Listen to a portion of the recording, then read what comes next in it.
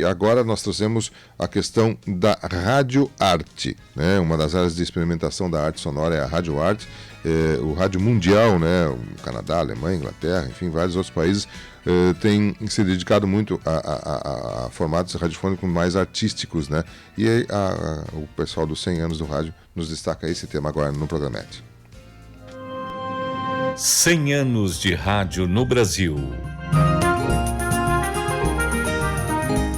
Radioarte.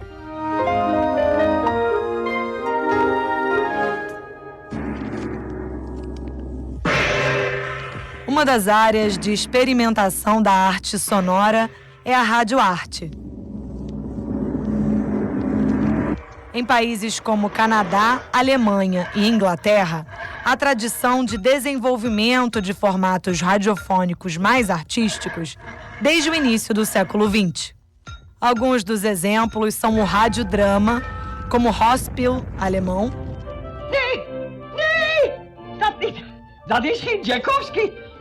ou o documentário sonoro The Solitude Trilogy, de Glenn Gould.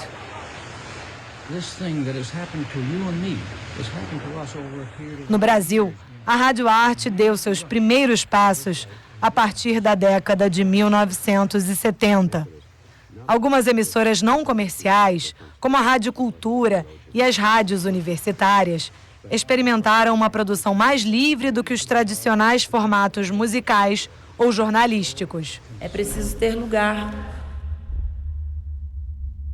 Júlio de Paula, produtor de rádio e radioartista.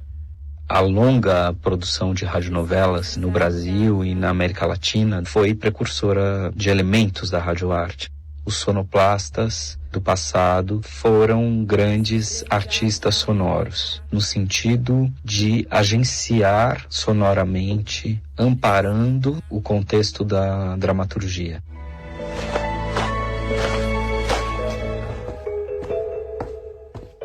Os sonoplastas atuavam com música de ponta, músicas que hoje a gente tem dificuldade de ouvir, eles usavam para criar climas nas radionovelas, assim como toda a linguagem dos ruídos. Wir fliegen von Kassel nach Crabnebla. O trabalho de Lilian Zaremba, que foi produtora de séries especiais da Rádio MEC, é referência para quem procura pensar roteiros e edições radiofônicas de forma mais artística. A Lilian Zaremba é a grande provocadora da radioarte no Brasil, bem como da arte sonora. Por meio do meu contato e das provocações da Lilian Zaremba, eu passei a encarar meu trabalho como radioartista e como um artista sonoro também. No hay camino, hay que caminar.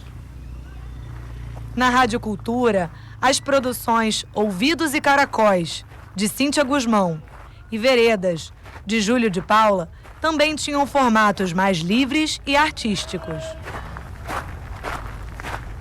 Piso em chão de terra batida, corro pelos cimos dos montes. A atividade da arte sonora vive hoje no Brasil um momento de grande expansão. O José Augusto Manes, que atuou aqui na Rádio Cultura de São Paulo nos anos 90. Hombre, hembra. Hambre.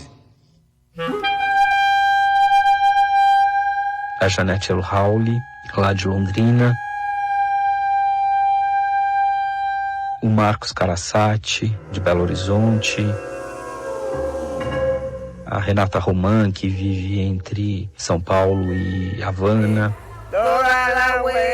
A Sara Lana, de Belo Horizonte, também tem um trabalho bem interessante de arte sonora.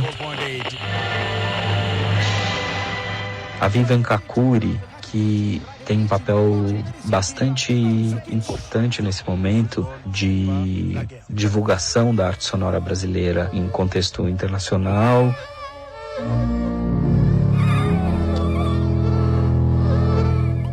E eu queria colocar nessa lista também um nome que não é brasileiro, mas um francês, o Félix Blum, que é um artista muito interessante, Ele está começando a contribuir com trabalhos aqui no Brasil. O trabalho da artista Regina Porto, que é especialista em música e rádio de invenção e foi diretora da Rádio Cultura em uma época muito fértil para a experimentação, é outro marco para a Rádio Arte no Brasil.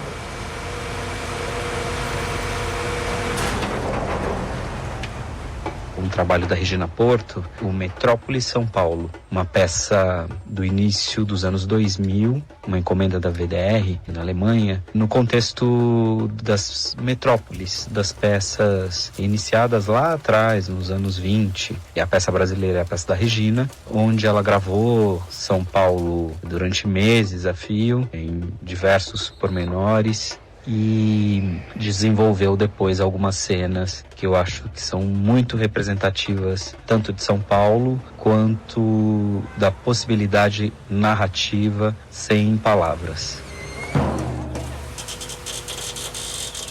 A produção do programa Rádio Caos é uma das poucas iniciativas contemporâneas que procuram fazer experimentações artísticas no rádio. Ricardo Mendes no Rádio Caos. Essas experiências fazem parte desse fio de dramaturgia no rádio brasileiro, cuja ponta, onde a gente está hoje, ainda precisa de muita experimentação, muito desenvolvimento, especialmente de muita prática. Nesse rádio centenário, é um trabalho a ser experimentado. Mais do que ser realizado, eu acho que a gente precisa passar por experiências de produção para depois a gente ter resultados. 2022, 100 anos de rádio no Brasil. Uma produção Rádio MEC, com o apoio desta emissora. É impressionante que uma atividade como o rádio, que completa 100 anos, né, ainda tem inovações, e tem pesquisas, e tem experimentações, né, que ainda estão renovando o rádio dia a dia, né? Por isso da presença dele ainda muito intensa. O primeiro mundo é muito forte, né? Esses dias eu recebi um relatório do Canadá, é impressionante, 93% das pessoas no Canadá têm influência do rádio em alguns momentos de sua vida no dia a dia. É fantástico como o rádio consegue se reinventar constantemente, né? Claro que com alguns erros, alguns acertos, enfim, como nessa reinvenção, nessa experimentação, algumas coisas dão certo, outras não dão, enfim, mas vai se renovando constantemente. É impressionante isso. 10:06, estamos nessa parceria com a Rádio MEC, trazendo esses programas especiais aí com 100 anos do rádio.